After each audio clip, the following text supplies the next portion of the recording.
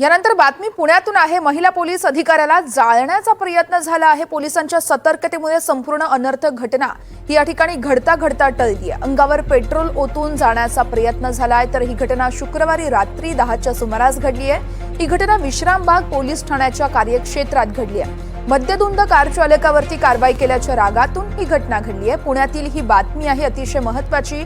महिला पोलीस अधिकाऱ्याला जाळण्याचा प्रयत्न झालाय। आता आत्मचिंतन करावं।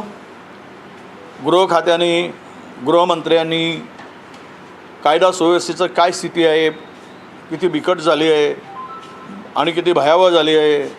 दिवसाढवळ्या अधिकाऱ्यावर जर पेट्रोल टाकून जाळण्याचा प्रयत्न होत असेल पोलीस अधिकाऱ्यांचा, दिवसाढवळ्या तरुणींना रस्त्यावर पेट्रोल मारलं जात असेल, तर हे राज्य हे आता कायदा आणि सुव्यवस्थेचा लवलेशही राहिला नाही राज्यात। ही परिस्थिती आता निर्माण झाली आहे असं। या संदर्भात पोलीस अधिकाऱ्यांसोबत आमच्या प्रतिनिधींनी बातचीत केली आहे, ती आपण पाहूयात। पुण्यामध्ये काल सहपोलीस निरीक्षक वाहतूक शाखेच्या शैलजा जानकर यांच्यावर पेट्रोल टाकून त्यांना जाळण्याचा प्रयत्न केला।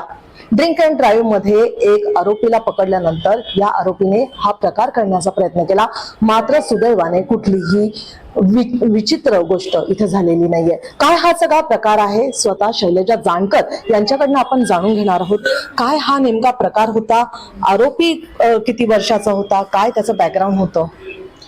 ऍक्च्युली सदर घटना ही बुधवार चौकातून तो दुचाकी वेडीवाकडी चालवत असल्यामुळे वाहतूक नियमन करणाऱ्या कर्मचाऱ्याने त्याला बाजूला घेतले।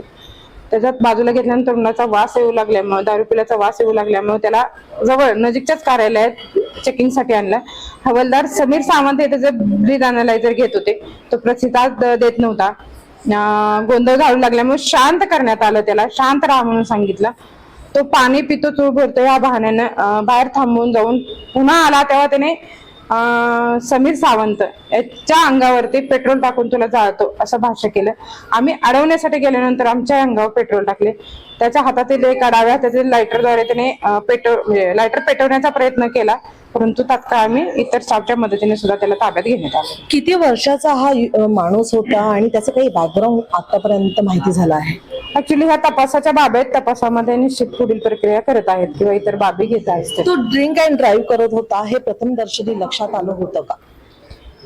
ऍक्च्युली बाजूला घेतल्यानंतर दारू पिल्याचा तोंडाचा वास आल्यामुळे पुढील जी टेक्निकल प्रक्रिया आहे ती पूर्ण करण्यासाठी इथं आणण्यात